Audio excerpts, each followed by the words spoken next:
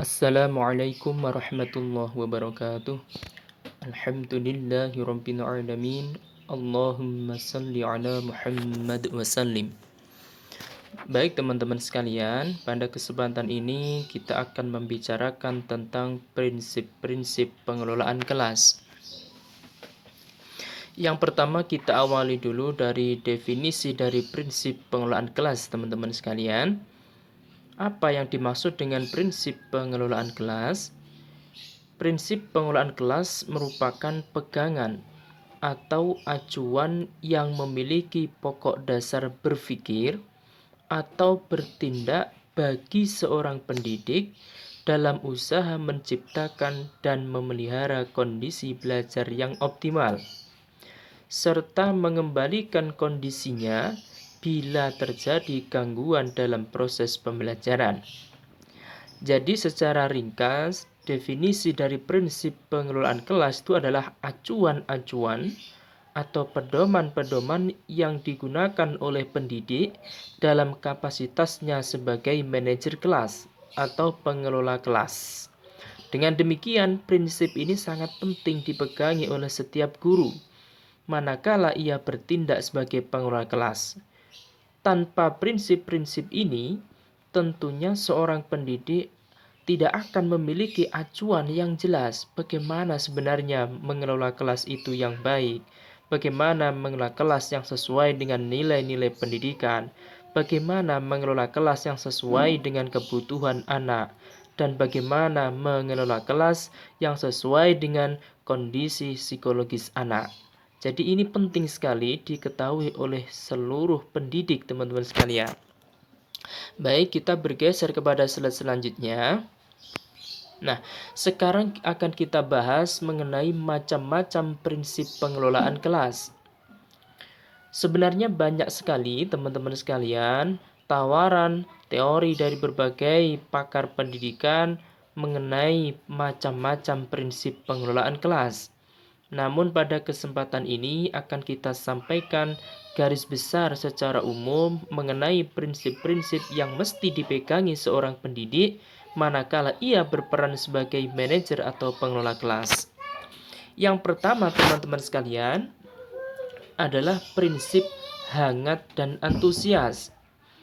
Artinya bagaimana teman-teman? Dalam mengelola pembelajaran, seorang guru atau pendidik harus selalu memiliki sikap yang hangat dan antusias terhadap peserta didik. Karena sikap inilah teman-teman sekalian yang merupakan sumber energi bagi anak untuk mereka tetap mau belajar di kelas. Tanpa kehangatan, tanpa antusiasme dari seorang pendidik, tentunya peserta didik yang dalam proses pembelajarannya ini sebenarnya sangat erat dalam pelibatan rekayasa pembelajaran. Maka bagaimana kalau tidak ada hangat dan antusiasnya? Dapat dipastikan peserta didik ini akan sangat tidak betah di kelas itu. Pasti ada limit-limit di mana peserta didik itu merasa enggan untuk belajar bersama gurunya atau pendidiknya. Nah, dari sini teman-teman sekalian perlu adanya kehangatan, kemudian antusias, respon yang baik, kepekaan yang baik dari seorang pendidik selalu hadir setiap peserta didik itu membutuhkan di dalam kelas. Begitu teman-teman sekalian. Bentuk kehangatan antusias ini bagaimana teman-teman sekalian? Banyak hal yang bisa dilakukan oleh seorang guru atau pendidik. Sangat sederhana tapi sangat bermakna. Misalkan menyapa dengan hangat, kemudian senyum yang begitu familiar, senyum yang begitu dekat, senyum yang begitu menyenangkan hati anak-anak, kemudian mungkin didatangi, kemudian dipijit-pijit dan sebagainya, dipijit pundaknya pelan-pelan misalkan begitu ya, dengan penuh rasa kehangatan begitu, maka akan timbul rasa kebahagiaan, akan timbul rasa bahagia, senang begitu. Ada semacam interaksi yang begitu hangat antara seorang pendidik dengan peserta didik, maka itu sangat diperlukan. Atau mungkin yang lain banyak sekali teman-teman sekalian, misalkan gerakan-gerakan mendekati dari seorang pendidik, mendekati siswanya, ditanya baik-baik, ya walaupun itu dalam bentuk pelanggaran. Misalkan terlambat begitu, maka datangi anak itu. Kenapa terlambat, Dek? Misalkan begitu. Ada apa dan sebagainya. Sapa dengan penuh keakraban dan kekeluargaan. Itu secara tidak langsung akan membangun kondisi emosional yang baik antara pendidik dengan peserta didik. Itu sangat diperlukan, walaupun itu tidak muncul secara langsung dalam skenario RPP yang dibawa oleh setiap pendidik misalkan. Itu semacam hidden curriculum begitu, yang itu penting sekali dimiliki oleh setiap pendidik dalam mengelola kelas. Oke, itu tadi yang pertama ya teman-teman sekalian, yaitu apa? Prinsip hangat dan antusias. Kemudian kita bergeser ke selanjutnya, teman-teman. Nah, jadi dalam mengelola kelas, teman-teman sekalian, di samping hangat dan antusias, maka artinya nanti kok kemudian guru itu lembek, kemudian begitu menurut, begitu pasif, tidak ada norma, tidak ada aturan, tidak ada hal yang menarik, itu tidak begitu. Maka diperlukan prinsip yang kedua ini, yaitu prinsip yang berupa tantangan atau menantang. Jadi dalam mengelola pembelajaran di kelas, boleh guru itu memang dan bahkan harus hangat dan antusias. Namun pembelajaran harus menantang. Kelas harus direkayasa sedemikian rupa, dikelola sedemikian rupa sehingga memunculkan proses pembelajaran yang menarik, menantang, yang merangsang peserta didik untuk mereka ingin tahu, ingin bisa, dan ingin selanjutnya begitu. Dan ingin yang lain maksud saya dalam proses pembelajaran.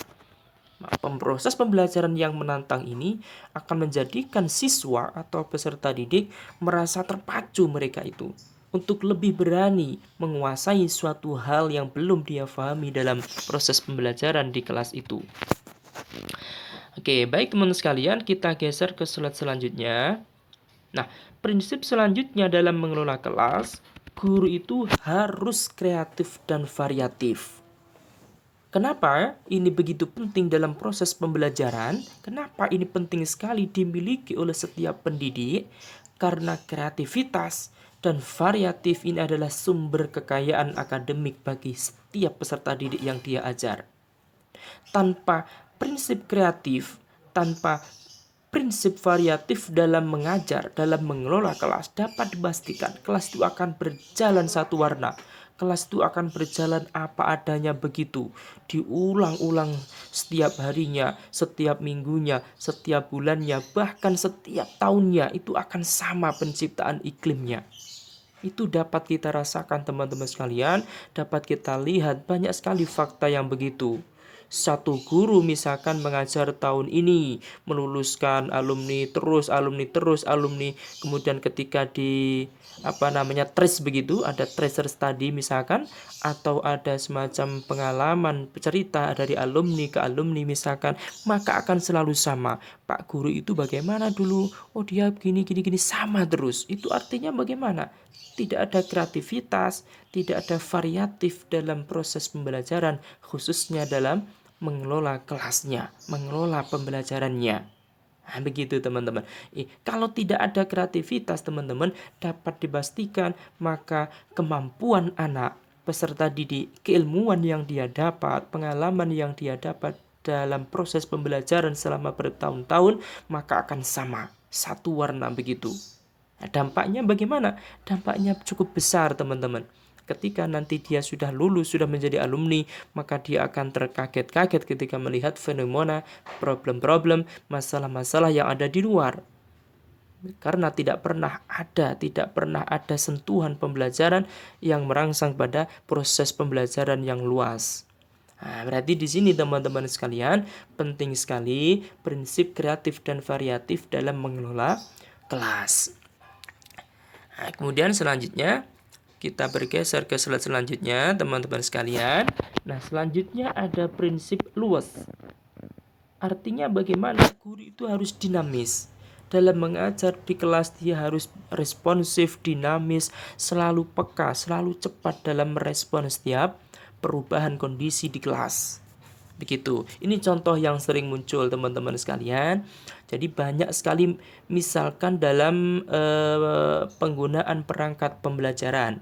RPP lah begitu misalkan. Ini banyak terjadi teman-teman. Memang dalam setiap mengajar itu sudah menjadi kewajiban seorang pendidik harus selalu membawa perangkat yang namanya RPP sebagai skenario alur pembelajaran pada hari itu, pada pertemuan itu. Namun perlu difahami bahwa itu bukanlah aturan paten, bukanlah kemudian hukum yang wajib dilakukan. Kalau tidak berdosa misalkan begitu, maka tidak. RPP itu ada satu prinsip namanya dinamis. Sebuah skenario itu dinamis mestinya. Sama dengan mengelola kelas. Harus luas dan dinamis. Artinya bagaimana? Ketika ternyata prediksi yang dilakukan oleh pendidik dalam RPP-nya itu, dalam dokumen perangkat pembelajaran dia, diprediksi pada malam harinya, oke, besok aku akan ngajar begini. Metodenya ini, strateginya ini, kemasan materinya nanti begini, nanti evaluasinya akan begini. Dia prediksi malam itu. Ternyata pas hari hanya besok pagi jam 7 misalkan dia berangkat ke sekolah, sampai di kelas ternyata prediksinya itu meleset. Tidak sesuai skenario yang dia tuangkan dalam RPP itu, maka bagaimana? Guru tidak boleh egois, dia tidak boleh kemudian mati-matian membela RPP yang dia sudah susun. Misalkan dengan alasan yang sederhana, sudah terlanjur tak print misalkan begitu, maka tidak boleh. Maka dia harus dinamis, dia harus rubah itu. Dia harus revisi RPP-nya itu dengan cara pembelajaran yang tentunya sesuai dengan kondisi keadaan di kelas. Maka keluasan inilah yang menjadi sumber kebahagiaan anak selama belajar di kelas. Nah, kira-kira begitu teman-teman sekalian. Kemudian selanjutnya kita bergeser ke slide selanjutnya. Prinsip yang selanjutnya adalah positif. Artinya bagaimana teman-teman? Keluasan wilayah seorang pendidik dalam mengelola kelas itu dibatasi dengan namanya norma atau etika.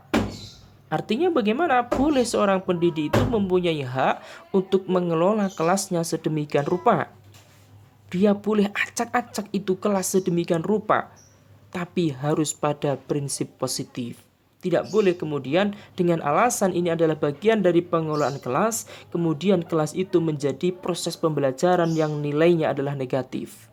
Contoh sederhana misalkan melempar-lempar kursi misalkan di kelas. Dengan alasan biar kelasnya aktif dan sebagainya.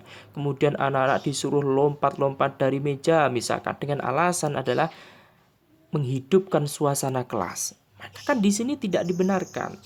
Ini negatif. Harus selalu positif karena ini adalah pendidikan. Begitu. Tentunya sangat berbeda pendidikan dengan di luar bidang pendidikan. Jadi segala bentuk pengelolaan harus mengarah pada nilai-nilai yang positif, tentunya yang sesuai dengan etis pendidikan. Nah, begitu. Jadi kreatif ini luar biasa teman-teman sekalian, ya. Kreatif positif ini luar biasa. Jadi variatif, dinamis, dan luas yang berorientasi pada positif itu akan menjadikan anak bahagia dalam kebaikan. Dia akan merasa puas ketika melakukan kebaikan. Begitu. Terus selanjutnya teman-teman sekalian, setelah tadi berorientasi positif, maka selanjutnya mengelola kelas, rekayasa kelas. Ya, bentuk kreativitas merubah kelas menjadi menarik itu harus juga berpegang pada prinsip disiplin. Harus penanaman disiplin. Begitu. Tidak boleh misalkan, anak-anak sekalian, yang penting anak-anak senang, belajarnya bahagia, besok belajar, berangkat ke sekolah, boleh terlambat, misalkan begitu. Maka tidak boleh. Pasti anak senang, secara logis itu senang mereka. Ya, tapi tidak begitu artinya. Jadi mengelola kelas itu harus berpegang teguh pada salah satu prinsip yang ada dalam slide ini adalah disiplin. Artinya bagaimana? Menyenangkan, membuat anak bahagia di kelas, tapi tidak meninggalkan karakter disiplin begitu. Karena disiplin inilah teman-teman sekalian yang nanti yang menjadi modal awal karakter-karakter berikutnya sejak dimulai di kelas dan kemudian meluas pada kehidupan tentunya selanjutnya anak-anak.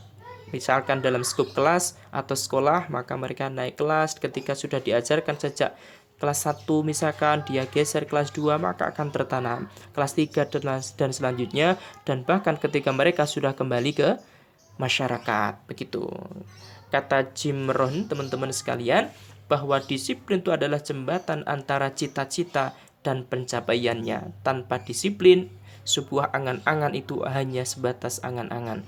Tanpa disiplin, cita-cita hanya sebatas cita-cita atau mimpi tanpa sampai kepada hasil atau pencapaiannya. Kira-kira begitu. Baik teman-teman sekalian, kira-kira begitu mengenai pembahasan tentang prinsip-prinsip pengelolaan kelas, dan tentunya masih banyak sekali tawaran teori dari berbagai tokoh pendidikan terkait khusus niki bidang pengelolaan kelas. Namun secara umum yang bisa saya sampaikan adalah beberapa hal tadi. Kira-kira begitu teman-teman sekalian. Semoga manfaat. Saya akhiri. Assalamualaikum warahmatullahi wabarakatuh.